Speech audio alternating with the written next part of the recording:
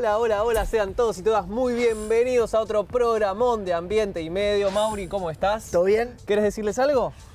Bienvenidos al único programa de ecología de la televisión abierta argentina. Buen domingo para todos. Buen domingo para todos eso? y todas. Era eso lo que Ah, tenías qué que decir. bien. Sí, sí, qué bien. me agrada que me hayas entendido Sí, tan bien. siempre, son muchos años ya. ¿Cómo andan campeones, campeonas del mundo? También, por supuesto. No está de más decirlo. Jamás, por supuesto que sí. Tenemos 4 años para repetirlo hasta el hartazgo. Exactamente. ¿Qué tenés para hoy? Tengo una entrevista muy interesante porque vos alguna vez has hablado del tema, me parece, que tiene que ver con la arquitectura sustentable.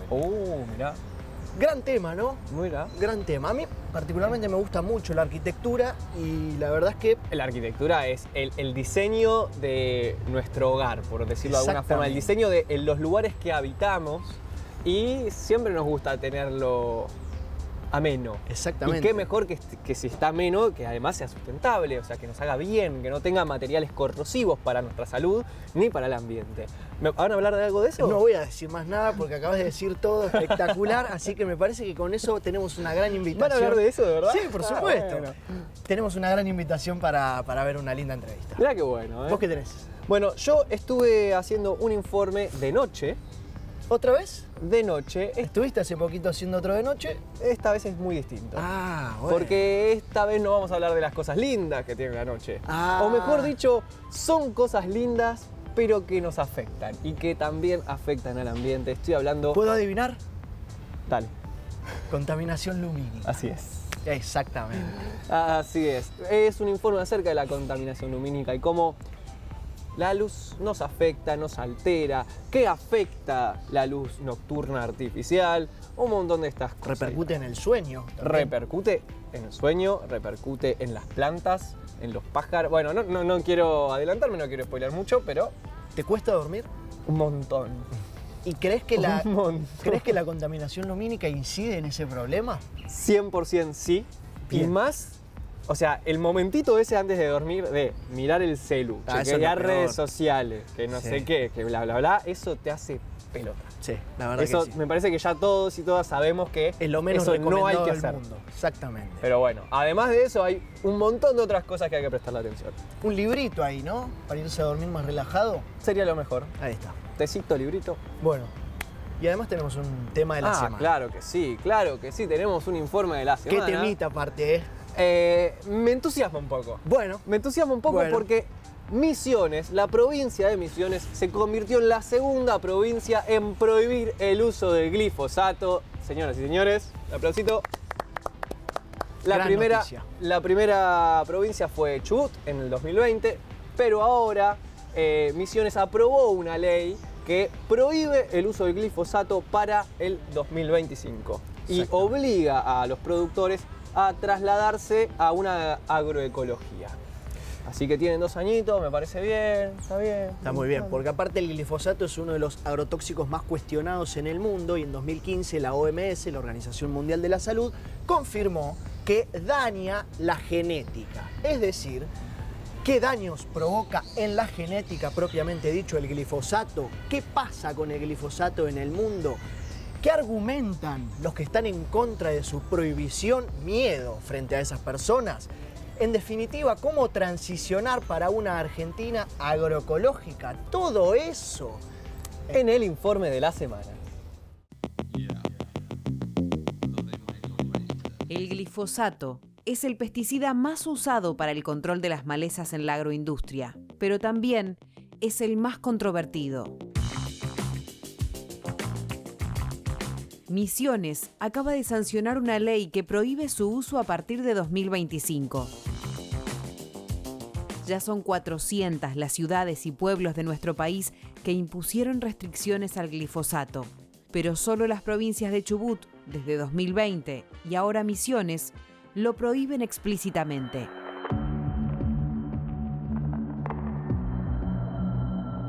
Desde que en 2015 la Organización Mundial de la Salud lo calificó como probablemente cancerígeno para los humanos, la justicia ha recibido más de 100.000 demandas contra las empresas que lo producen en todo el mundo. En nuestro país existen trabajos científicos que comprueban la relación entre la sustancia, las mutaciones en el ADN y la degradación ambiental. Las fumigaciones afectan a ecosistemas completos. Desde fines de los 90 son constantes las protestas de comunidades rurales, pero el glifosato sigue siendo el pesticida líder y los organismos de control autorizan su utilización cumpliendo con las medidas de seguridad y los límites máximos de residuos permitidos. Según un estudio de la Universidad Nacional de La Plata, en 2018, Argentina lideraba el ranking de cantidad de glifosato en el campo. La ley que prohíbe este herbicida en Misiones ha sido muy cuestionada por los productores agrícolas. La provincia es una gran exportadora de yerba mate, té, madera y cítricos. Desde las cámaras empresariales argumentaron que la medida perjudicará la competitividad de sus productos y mostraron estudios que contradicen los resultados de la OMS. En las últimas décadas, la ciencia y la tecnología han desarrollado bioestimulantes a base de productos naturales que pueden reemplazarlo. También la agroecología es una forma de producción diferente que no utiliza agroquímicos. En tiempos de crisis alimentaria y aceleración del cambio climático, una nueva conciencia ambiental atraviesa el mundo. Migrar hacia prácticas agrícolas sostenibles colaborará con la salud de los pueblos y con la reparación de los ecosistemas productivos.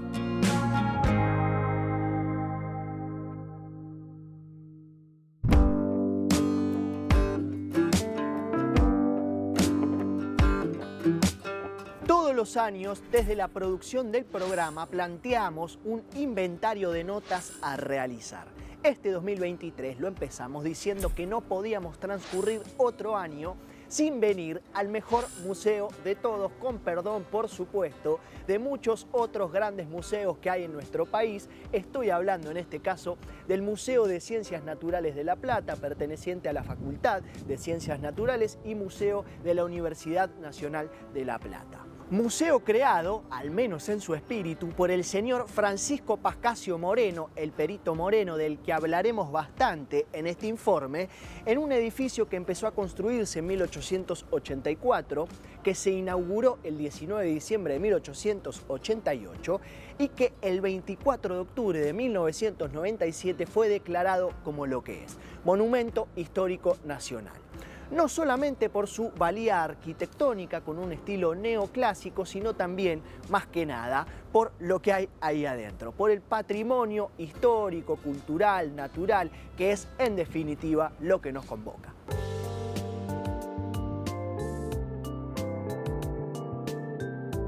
Mi trabajo acá en el museo es guiar justamente a quienes visitan esta institución. Acá les damos la bienvenida, ya sea al público general o a las escuelas que nos visitan, tratando de generar espacios de intercambio y de reflexión sobre los objetos que están en exposición, que no sean solamente una cuestión estática los objetos, sino que también se pueda dialogar en parte con estos objetos y con la institución en sí.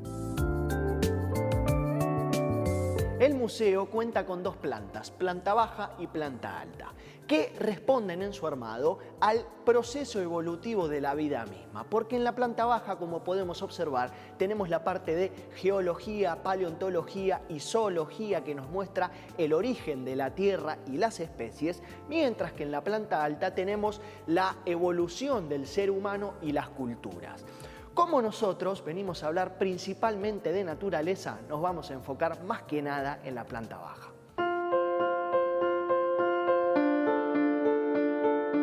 Las primeras donaciones del museo las realizó un señor que conocemos todos, que se llama Francisco Pascasio Moreno, más conocido como Perito Moreno, pero en realidad eran sus colecciones que tenía en su casa y decidió donar para que se haga el museo, del que luego fue el primer director. Y aquí tenemos la primera donación, las piedrecillas de Palermo, como él mismo las denomina en esta carta que le escribe a Bartolomé Mitre, y que él mismo había recolectado a sus 8 o 10 años cuando nacía el explorador que todos admiramos y al que le debo, dicho sea de paso, un referentes ambientales. Aquí está el primer cimiento del museo. De las 20 salas que hay en el museo, 14 abajo, 6 arriba. De las de abajo, como bien dijimos, el origen de la Tierra, el sistema solar, el Big Bang, geología, en definitiva, algo que siempre, por lo menos a mí, me resulta muy atractivo de leer, pero me da la sensación, es la sensación nomás, que lo que vinimos a ver es otra cosa. No lo sé, ustedes me dirán.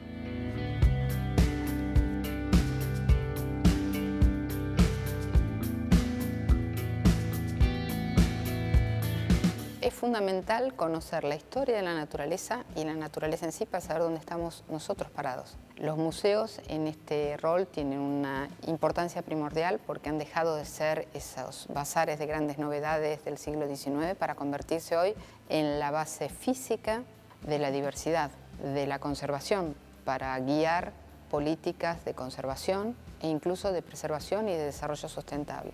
La materia prima para esas estimaciones y análisis para las diversidades son lo que guardamos los museos en nuestras colecciones. Solo está expuesto una pequeña parte, que es lo que el visitante ve y atrae, y es muy importante porque además de la difusión de la ciencia es un disparador de vocaciones científicas, las exhibiciones, pero aparte tenemos ese reservorio y esa responsabilidad hasta ética con las futuras generaciones de preservar la diversidad.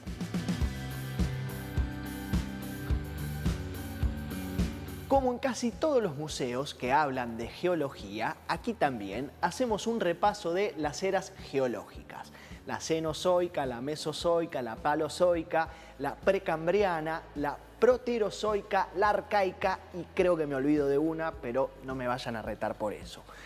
Seguramente sea un tema que a algunos no le encuentren tanto el atractivo, pero lo interesante de esto y lo importante también es que a partir del entendimiento de las eras geológicas, valga la redundancia, podemos entender mucho mejor la aparición de algunas especies, la desaparición de otras especies y en definitiva el entramado de la vida y la naturaleza, porque todo tiene un porqué.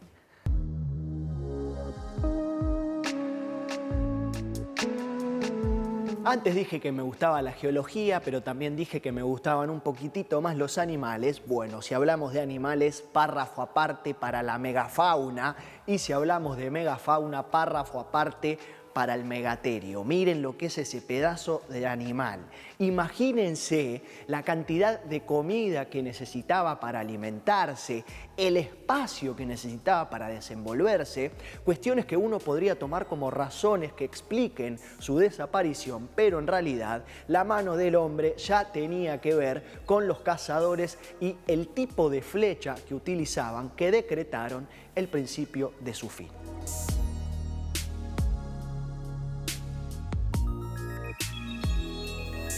El Museo de la Plata tiene muchas particularidades. Primero, que es un museo universitario, eso es una particularidad. Pero por otro lado, fue el primer museo que se hizo en el mundo con la idea de evolución. Se genera este edificio, y si ustedes lo recorren van a ver que las salas tienen una continuidad.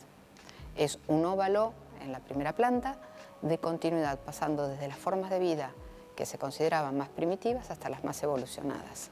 Y en la planta alta, también en solución de continuidad, representando esa evolución, ese continuo de la vida, están las áreas dedicadas a las antropologías, o sea, a nosotros como especie. Vengan a visitarnos, quiero agregar que acá hay servicio de guías y gente que trabaja para las exhibiciones dispuesto a recibirlos en todas las áreas y las puertas siempre están abiertas. Esta es la sala histórica de osteología comparada, por eso se pueden observar diferentes esqueletos.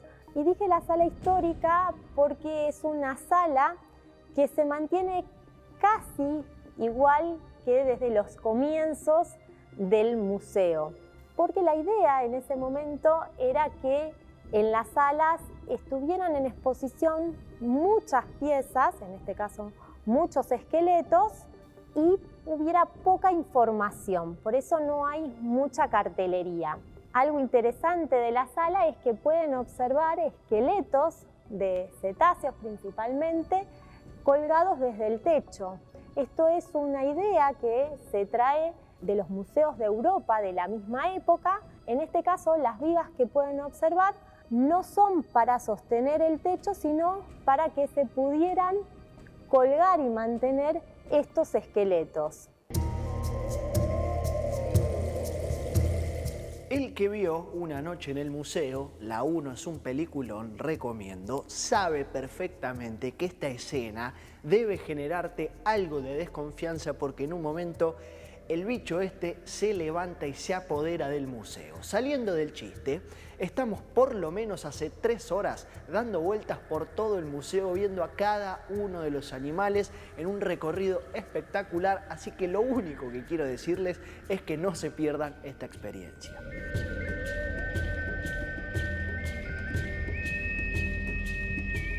Cuando una especie desaparece de la faz de la Tierra se denomina extinción. Cuando son muchos los grupos que desaparecen se denomina extinción masiva en un proceso que es natural de la Tierra y las especies, que incluso nos ejemplifica ahí abajo diciendo que el final del Cretácico fue uno de los 6 mayores sucesos de extinción que se han registrado en la historia de la vida sobre la Tierra. Hasta ahí estamos perfectos, pero vamos a aprovechar para sentar las bases y decir que en este momento que estamos atravesando de la vida en la Tierra, hay extinciones que no se dan de forma natural, sino que se dan por el impacto que genera la mano del ser humano. Entonces, mi propuesta es que hablemos de cambio climático, de calentamiento global, de conservar las especies que ya tenemos a partir del entendimiento, del conocimiento, la difusión, la concientización de la historia de la vida en la Tierra. El hecho de que vengan escuelas es fascinante. Se le nota a la mayoría de estos pequeños visitantes la alegría y el asombro en los rostros. Eso es algo que me encanta. Y ver el material, estar en contacto en el museo con ciertos objetos, con los fósiles, son disparadores para otras preguntas y para entusiasmarlos también con cuestiones científicas. Para mí esa es una de las cuestiones más lindas que tiene el hecho de que vengan las escuelas acá al museo. De miércoles a viernes pueden venir las escuelas a visitar el museo, hay que inscribirse a través de la página web del museo y sábados, domingos y feriados está abierto para el público general, de 10 a 18.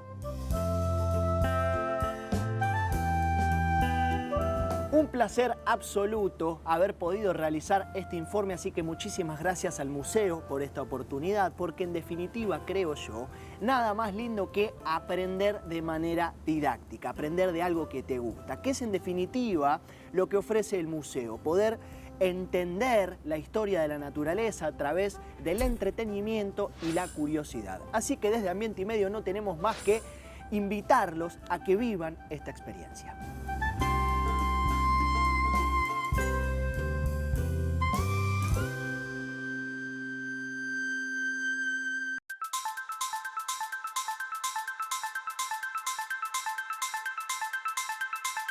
Nora La Rosa es arquitecta, directora ejecutiva de Proyecto Sustentable y especialista en gestión ambiental. Estamos en el Ecoparque con Nora. Muchas gracias por acercarte. Muchas gracias por invitarme. El expertise de Nora tiene que ver con la arquitectura sustentable. Así es. ¿Cuándo nace esa vocación?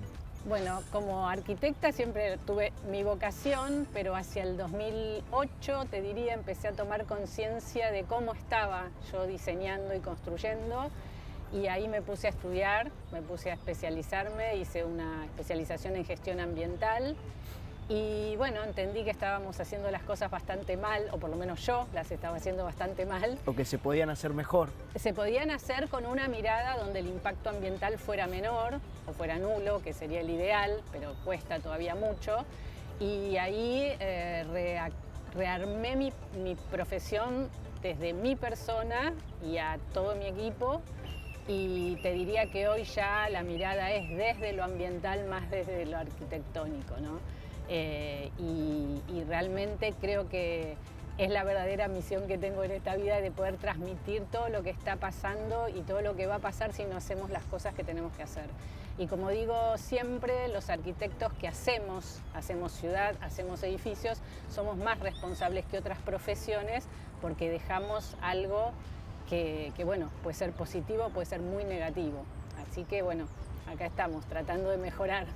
¿Qué condiciones hacen a la arquitectura sustentable? Bueno, en realidad es un conjunto, pero fundamentalmente trabajamos sobre los principios de la bioarquitectura, entender que el medio nos da un montón de información que podemos tomar, desde el asoleamiento, desde los vientos, desde las orientaciones, y después los materiales, las formas, la capacidad que tenemos de construir tratando de ser eficientes energéticamente, incorporando nuevas tecnologías. Todo eso de acuerdo a dónde se está construyendo. Por supuesto que el entorno y el lugar es fundamental, ¿no? Siempre decimos que no es lo mismo construir en Salta que en Tierra del Fuego, y eso es lo que quizás fue el error de lo que se llamó la arquitectura internacional, donde los edificios eran casi todos iguales en todas partes. Hoy el concepto que aplica estos principios tienen que ver con que cada arquitectura tiene que tener una impronta en función de los materiales locales, los climas, los vientos, y eso determina que no puede haber dos diseños iguales. ¿Dónde se encuentra posicionada la Argentina en esta materia? La Argentina trabaja y trabaja mucho, como siempre. Obviamente, como en todos los países, hay temas que influyen más que otros, o hay temas que se han posicionado primeros que otros, como por ejemplo en el turismo, en la hotelería, donde realmente, producto de ese intercambio que viene con el turista extranjero, quizás tomó como mayor impronta más rápido, pero en la industria, en las oficinas, en las viviendas también hay muchos, digamos, ya profesionales que están trabajando para mejorar con estos principios la arquitectura. Y a nivel político, ¿qué lugar ocupa en la agenda de los estados? También uno siempre desearía que más, obviamente, pero otra vez, hay ministerios que están trabajando mucho y muy bien. Argentina siempre tiene ganas y tiene proyectos y programas para avanzar. En turismo te puedo contar, tenemos las directrices que sacó el Ministerio de Turismo. Las directrices permiten a todos los operadores turísticos mejorar su forma de accionar en temas de sustentabilidad, y es de los únicos países que es gratuito, que vos podés acceder de manera gratuita, y eso lo hace el Estado. En Colombia existen, en Costa Rica existen, pero tienen costo. Para explicar de alguna manera por qué estamos haciendo esta charla y sobre todo para sentar bien las bases, ¿qué impactos positivos tiene sobre el ambiente la arquitectura sustentable? Bueno, desde ya muchísimos, porque como yo te digo, el hacer ciudad, el construir ciudades, el construir siempre genera un impacto. Y ese impacto tiene que tratar de ser lo mínimo posible. Cuando nosotros somos eficientes energéticamente, cuando tratamos los residuos, cuando ahorramos agua, todo eso ocurre justamente desde nuestras viviendas mínimas hasta nuestros emprendimientos, sean oficinas, sean hoteles, sean clubes.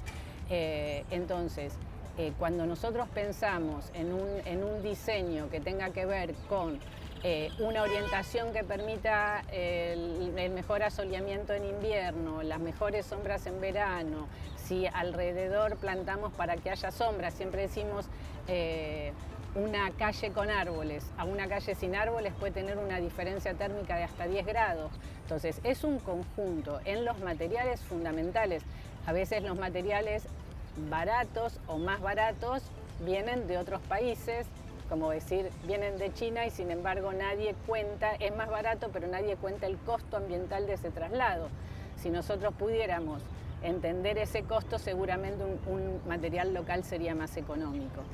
La arquitectura es muy amplia y se da en todos los temas, y después está en el uso que cada uno le da, ¿no? Ser eficiente en el ahorro de agua. Hay dispositivos que ahorran agua, la doble descarga en los inodoros, o sea, hay muchos elementos que también acompañan hoy a los diseños y que hacen que, bueno, sea más eficiente. ¿Querés hablarnos de alguno de tus proyectos, de los proyectos de la consultora ambiental? Nosotros como consultora lo que hacemos fundamentalmente es asesorar a otros estudios, a otros emprendimientos. Trabajamos mucho en la hotelería, trabajamos mucho en el deporte, trabajamos mucho en construcciones donde tratamos de ayudar y acompañar. Hemos hecho proyectos en hoteles, la verdad, en casi toda la Argentina, acompañando, y ahora estamos trabajando también en algunas instituciones deportivas y en algunas viviendas, también en gastronomía. Estamos trabajando en algunos restaurantes para trabajar todo lo que tiene que ver también con el desperdicio, que tiene que ver también con la forma en la que se cocina y así sucesivamente en cómo se cocina, y es una cantidad de productos y de elementos que finalmente mejoran el ambiente. Hacemos una breve pausa, Dale. ¿parece? Y ya volvemos. Ya seguimos con más Ambiente y Medio.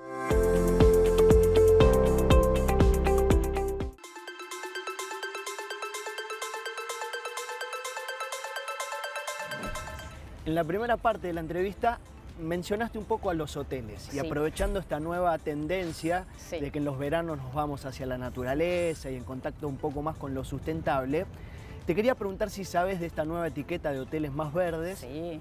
qué es lo que implica, qué es lo que le garantiza al visitante. Sí.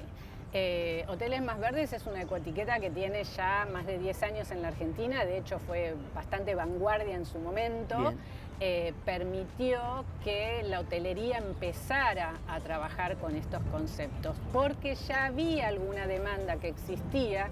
Hoy, 10 años después, te podría decir que el turismo y la hotelería en la Argentina, no sé si están a la vanguardia, pero es uno de los temas más importantes. Por eso te decía que, por ejemplo, el Ministerio de Turismo tiene estas directrices en sustentabilidad para todos los operadores, además de la ecoetiqueta Hoteles Más Verdes, que la desarrolló una entidad privada como es la Asociación de Hoteles de Turismo, pero está homologada por el Ministerio también. O sea, ahí trabajaron en conjunto lo público y lo privado y avanzó muchísimo el tema. Hay mucha conciencia, hay inclusive turoperadores extranjeros que ya no reservan hoteles para sus turistas si no cumplen determinadas condiciones de sustentabilidad o ambientales, con lo cual es un círculo que se está permanentemente retroalimentando. Es un tema en donde hay más conciencia, la gente cuando recorre los espacios naturales, la verdad que lo valoriza. ¿Es más cara la ecoconstrucción? Depende a qué llamamos ecoconstrucción. Hay construcciones que trabajan con materiales que se reciclan y obviamente terminan siendo más económicas. En términos de tecnología, de energías alternativas, o sea, de incorporar todos los avances que tienen que ver para que nuestra huella, tanto en la construcción como en el uso de la infraestructura posterior de las energías dentro de la casa, de cero, obviamente es un poco más caro inicialmente, pero inclusive estas cosas se van abaratando con el correr del tiempo y de la demanda, pero el rendimiento en una vivienda después donde vos, por un lado, sos autónomo energéticamente y después no pagás energía, bueno, es un valor. Sabemos que la energía es difícil que se abarate con el tiempo, con lo cual el poder tener que una vivienda o el poder hacer que una vivienda sea energéticamente autónoma y no dependa de ese costo externo, sabiendo que el sol es gratis, Claro. Bueno, a veces hay que hacer ese número y hacer ese gasto inicial, aunque sea un poquito mayor.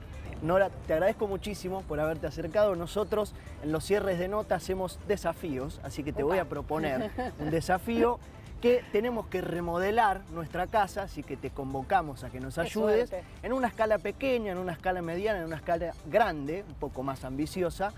¿Qué harías? ¿Qué nos recomendarías? ¿Por dónde empezar? Bueno, fundamentalmente yo siempre arranco de las casas donde uno dice, bueno, tengo que hacer una refacción, tengo que hacer una pequeña ampliación y bueno, eso, fundamentalmente el tamaño, que no sean los techos tan altos para que después nos cueste un montón poder acondicionarlo, diseñar la ventana con la suficiente dimensión que nos permita tener esa luz natural todo el tiempo. Si pudiéramos, los dobles vidrios que nos permiten ser mucho más eficientes energéticamente, los materiales de piso, por ejemplo, las pinturas. Hay pinturas, hasta ahora las pinturas tenían muchos químicos, muchos que cuando evaporaban tenían un pequeño, digamos, problema. Hoy ya hay pinturas ecológicas, hay muchos materiales, las terrazas o los techos que tengan la suficiente aislación también para que se permita que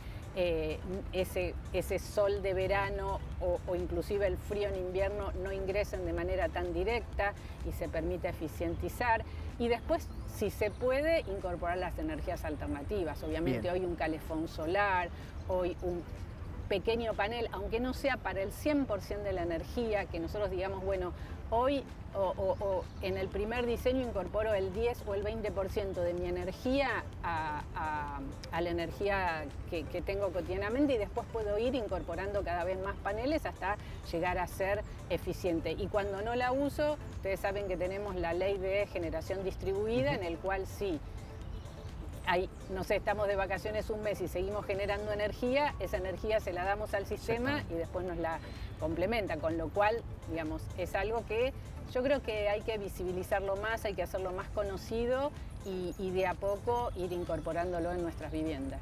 Y así vamos a tener una casa muy linda y aparte sustentable. Sí, desde ya, siempre linda. El diseño nunca, digamos, el diseño no es un valor que queda de lado cuando uno está haciendo una vivienda con sustentabilidad o con principios que tengan que ver con el cuidado del ambiente.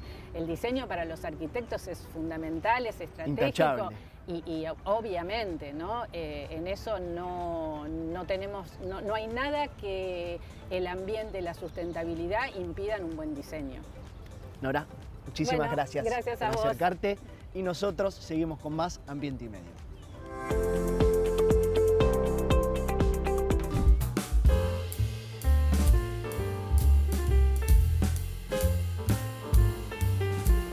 ¡Epa, epa, epa! ¿Qué pasó acá? ¿No es cierto? Que estamos de noche, pero bien iluminados. Miren lo que es este centro de la ciudad de Buenos Aires, plena calle Corrientes, deslumbrante. De eso vamos a estar hablando, de lo que la luz artificial deja en las sombras, o mejor dicho, de lo que produce la luz artificial, de la contaminación lumínica.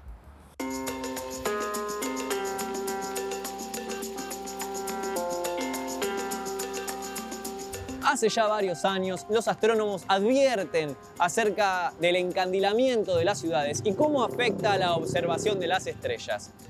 Aunque esto parezca, no es un informe de contaminación sonora, se los voy aclarando, pero bueno, así es el centro de la ciudad de Buenos Aires. La contaminación lumínica también afecta a la salud del ambiente y la salud de las personas.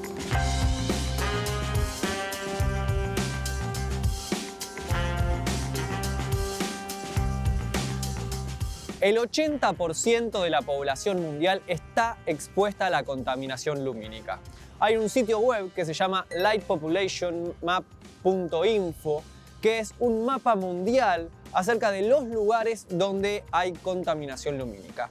Y en este mapa vamos a poder observar que el verdadero problema radica en las grandes ciudades, en los grandes centros urbanos, lo cual es un poco una contradicción, ya que una de las grandes atracciones de los grandes centros urbanos es justamente el atractivo de la noche, de estas ciudades que nunca duermen, de cuando es de noche parece de día, y todas esas frases y esas cosas que se le han dedicado a las grandes ciudades.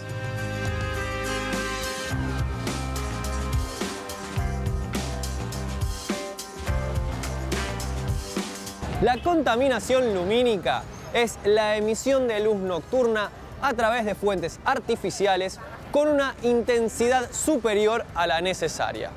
Proviene, obviamente, de lo que es el alumbrado público, de las autopistas, de la cartelería y de pantallas LED, que yo en este momento tengo una enfrente y pueden ver cómo cambia la luz en mi rostro que emite esta pantalla.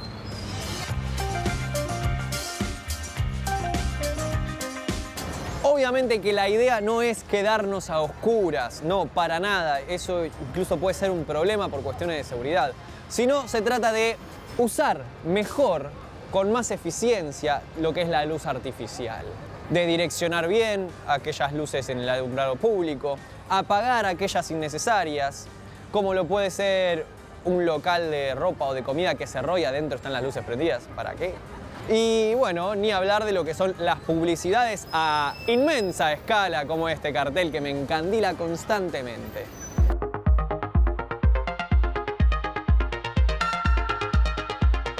Christopher Kiva, el gran experto acerca de contaminación lumínica, dice que la introducción de la luz artificial es probablemente el cambio más drástico que los seres humanos hicieron en su entorno, hicieron en el ambiente. Y que los cielos de las ciudades están cientos de veces más iluminados que hace recién 200 años atrás. Se han realizado diversas investigaciones que aseguran que hay una relación entre la contaminación lumínica y algunas enfermedades, como puede ser un aumento de riesgo de obesidad, diabetes, depresión, trastornos del sueño y cáncer de mama. A falta de luz nocturna, nuestro organismo produce una hormona que se llama melatonina. Esta hormona ayuda al correcto funcionamiento de varios órganos, como el páncreas o la tiroides, y también estimula el sistema inmunológico. Nuestro organismo, al estar expuesto a luz nocturna artificial, reduce la producción de esta hormona.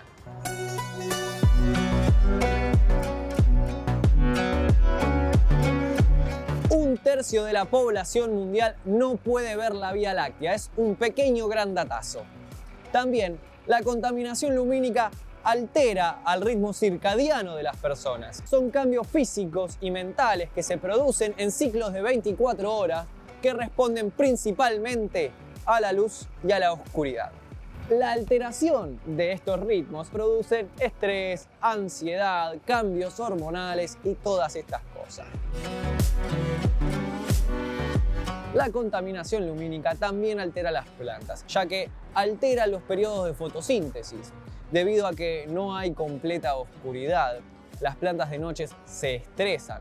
Si tienen un balcón, por ejemplo, y quieren cultivar tomates, muy probablemente esos tomates no salgan tan bien, ya que de noche están expuestos a las luminarias públicas y a las luces de los edificios, lo cual va a alterar la producción de esta planta.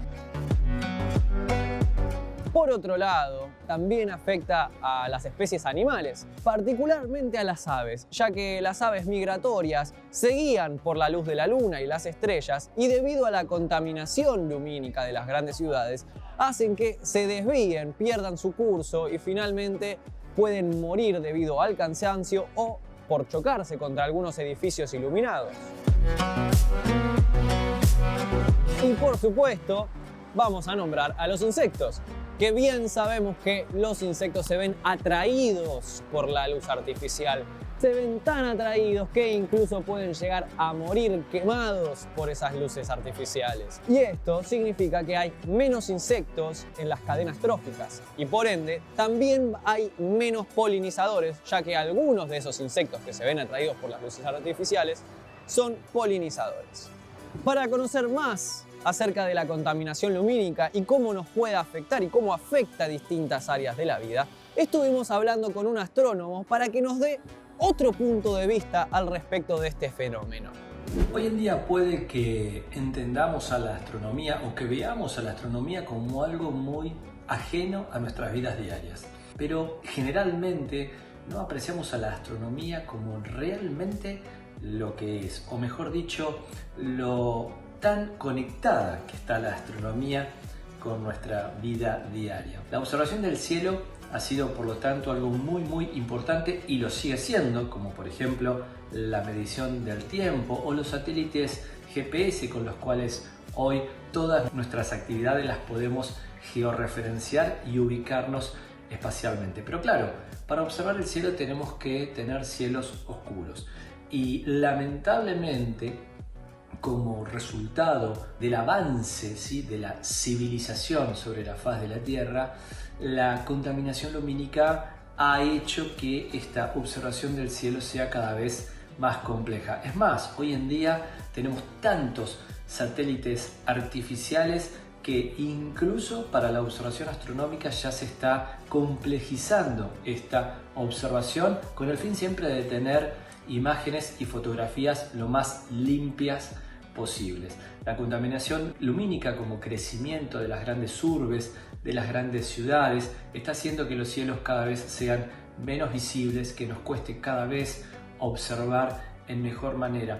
Tendríamos que ir en la dirección de una iluminación artificial más efectiva, ¿sí? Más consciente con el medio ambiente. Hay luminarias que en muchos lugares iluminan más el cielo o los grandes edificios que nuestras veredas por donde caminamos. Creo que tenemos que trabajar mucho en educación, en lo que tiene que ver con cómo realizar una iluminación artificial en nuestras ciudades, una iluminación más efectiva y menos contaminante con lo que puede ser la observación del cielo. Que la naturaleza pueda seguir su ritmo con intervenciones humanas, obviamente de bajo impacto ambiental, es uno de los desafíos que tenemos por delante. Mientras tanto, para reducir los efectos nocivos de la contaminación lumínica, podemos, por ejemplo, reducir la utilización de pantallas LED. Si vamos a cambiar las luces en casa, asegurémonos que sean luces de bajo consumo. Si son LED, que sean luces cálidas, ya que las luces frías son las que mayor porcentaje de luz azul tienen. La luz azul es una onda de luz artificial que es la más nociva para la retina de nuestros ojos. También podemos utilizar lentes, anteojos como estos, que tengan filtros de luz azul, como estos.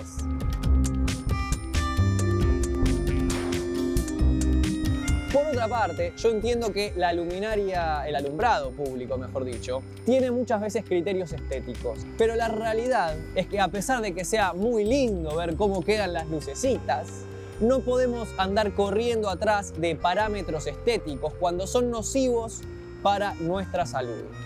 Así que deberíamos repensar el alumbrado público de las ciudades también para que sea más eficiente y de esta manera que resulte menos nocivo para nosotros y para el ambiente.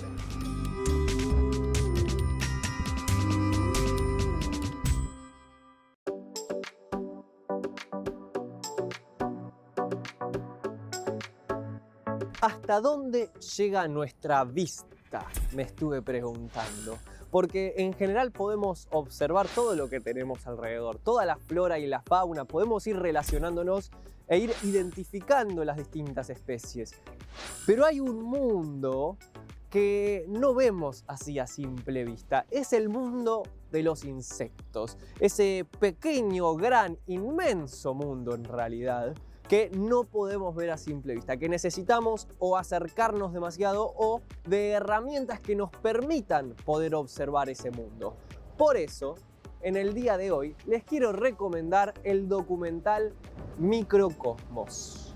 Es justamente un documental acerca de este pequeño gran mundo.